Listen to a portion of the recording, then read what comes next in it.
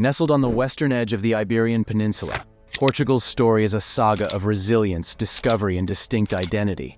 Unlike the narratives of conquest and amalgamation that define much of European history, Portugal's tale is one of a steadfast nation, holding its ground against the sands of time and the ambitions of empires. This journey into Portugal's past reveals not just the reasons for its separate existence from Spain, but also its profound contributions to the global history.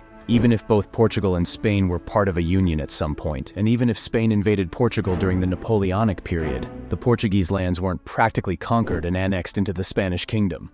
The single mainland neighbor of Portugal is Spain, a much larger country with a significant history. Centuries ago, Spain was one of the biggest powers of the world, expanding itself in the New World and in Asia, having large overseas colonies guarded by its incredible armies and navies.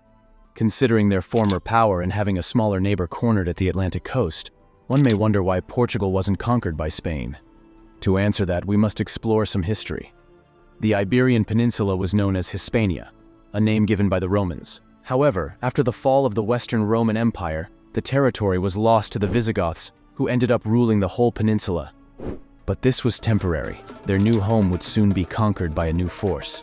Emerging far away and starting as a religious movement in the hot desert of Arabia, Islam spread rapidly, mainly due to the early military successes against Eastern Romans and Persians. Arab dynasties expanded at a significant rate, reaching the shores of the Atlantic Ocean by the end of the 7th century.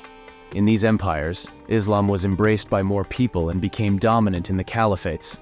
Hispania, one of the former Roman provinces where Latin language and culture had deep roots, was one such place. On April 30th, 711, Muslim general Tariq ibn Ziyad landed in Gibraltar. By the end of his campaign, most of the peninsula was brought under Islamic rule. Islam had been present in Hispania since the Umayyad conquest in the 8th century.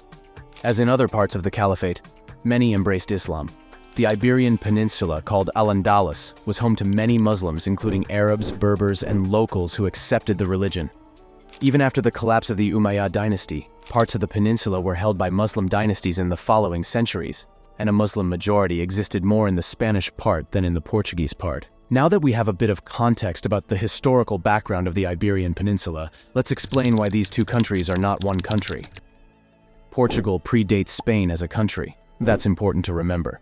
So it didn't become independent from Spain, it existed before Spain and never joined it. Portugal emerged earlier than Spain and was formed as a kingdom in the year 1128. This occurred after winning an important battle led by Afonso Henriques, who proclaimed himself King of Portugal in the first half of the 12th century. This was part of the Reconquista. He was recognized in 1143 by the King of Leon, Alfonso VII, and in 1179 by the Pope himself. The closest they were to be joint was sharing kings and dynasties. But Portugal and Spain always kept its institutions, treasure, allies, and all national configurations separate. They were just two nations that had a king who happened to be the same dude. That said, the narrative in Spain about why does Portugal exist and we don't have an Iberian Union goes like this. Portugal was a county of the Kingdom of Galicia from 868, with no particular power or privilege and no particular national identity. It was a border region like Castile was, and of a similar age. At one point, King Ferdinand VI of Castile, which was newly independent and newly turned into a kingdom. And Leon had this little problem. His French wife's two brothers were conspiring against him to get power from him, being the practical medieval king he was, and living before the whole national unity was a concept.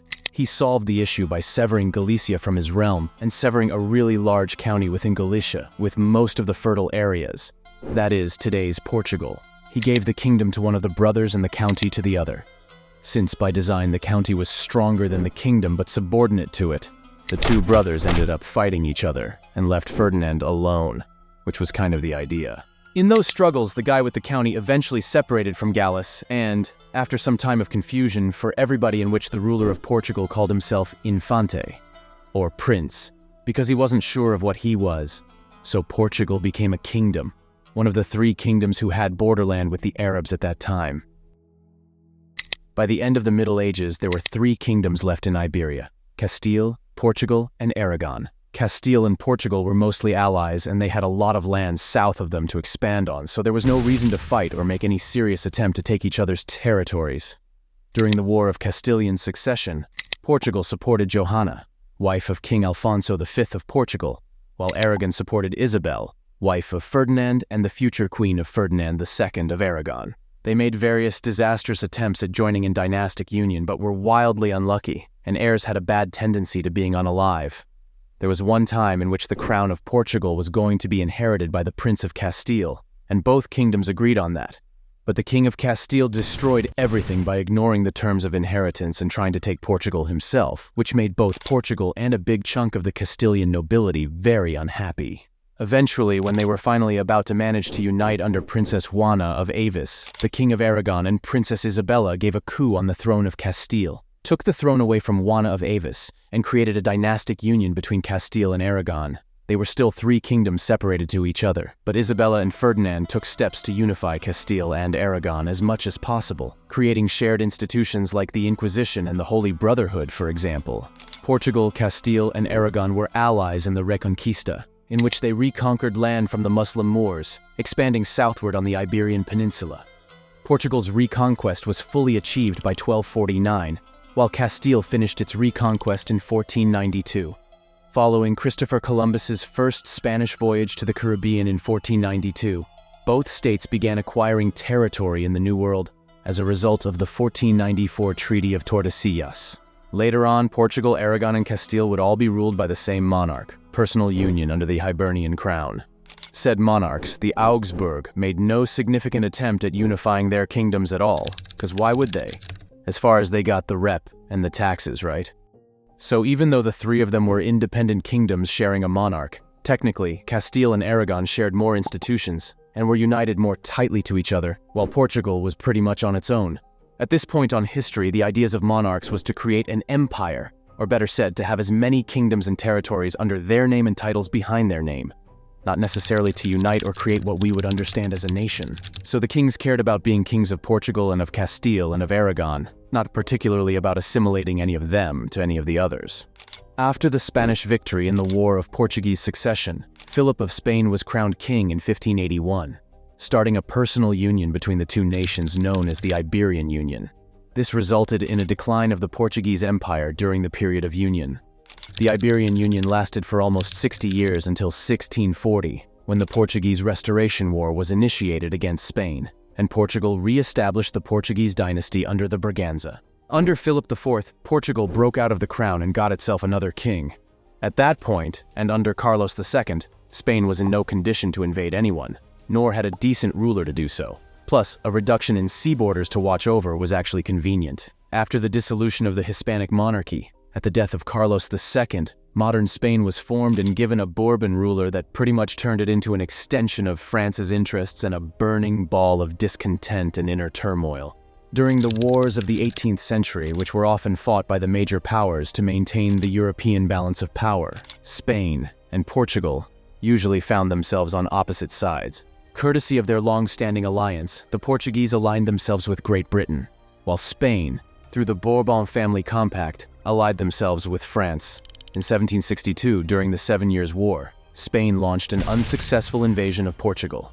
In 1777, a conflict arose between the two states over the borders of their possessions in South America. The War of the Oranges occurred in 1801, during which Spanish forces influenced by France attacked and invaded Portugal. This conflict was a precursor to the Peninsular Wars and led to the Treaty of Badajoz, resulting in the loss of Portuguese territory, particularly Olivenza, and ultimately setting the stage for the complete invasion of the Iberian Peninsula by Spanish and French forces in 1807. The King of Spain and his French allies successfully invaded Portugal. However, the French decided to take over both countries, overthrowing the King of Spain and forcing the Portuguese royal family to flee to the Portuguese colony of Brazil. Spain and Portugal subsequently became allies for the first time in centuries, and together with the British Army they managed to expel the French by 1813 after a prolonged conflict known as the Peninsular War. The French rules changed all the internal, very federal organization of the Spanish territory that functioned pretty much as a decentralized version of the USA, and tried to impose a model of centralized French absolutism. Spoiler alert, it didn't go well, not in Iberia nor in the colonies. Plus, with some honorable exceptions, the Spanish narrative considers those kings a parade of tyrants and idiots. Anyhow, Portugal had been having its own problems since it broke out of the Iberian crown, protecting its borders. By the time all that was over, we were already at a time in history in which invading someone for no reason wasn't regarded kindly and, most of all, a war in Europe. Any war, as was proven, was inviting all powers in Europe to use you as an excuse to fight each other on your land and ravish you, so kind of not a good idea to start a fight with Portugal, really. As a general summary, Portugal staying independent is a combination of what I explained, added to the fact that they maneuvered skillfully in the diplomatic realm and they were never much weaker than Spain. The historiography of the 19th century placed a lot of emphasis on the Portuguese-English treaty and essentially said that Portugal owned its independence to England, which is not totally true. Portugal is not weak. It has never been. On the map, it may look much smaller than Spain, but if you look at a physical map, you will see that Portugal is almost all fertile lowlands and river valleys, while most of Castile is arid high plains and dry plains with a harsh climate and droughts that come out of the blue or granite mountains that aren't great to cultivate either. The center of Spain is almost empty and has been since the Romans came, except for some population nucleus near rivers and aquifers. Portugal's population is lower than Spain's, but not by that much, and especially not in earlier times. When it comes to war, it's population you care about, not size, so the true size difference between the two has never been as big as people assume. Spain was usually more powerful militarily than Portugal, but it was not much. People seem to imagine that taking Portugal over would have been just a walk in the park for any country. It would not. They don't give Portugal nearly enough credit, and the common idea that they stayed independent only because England helped them is insulting. Spain's best practical route to conquer Portugal by force would have been a sea invasion via its western coast. This would have required naval dominance over Portugal and England and a route past either North Africa or France to get there in the first place. This was a no-no then, and it's definitely a no-no nowadays. If you're interested in seeing more videos, be sure to subscribe to our channel and press the bell button to be notified when a new video is uploaded.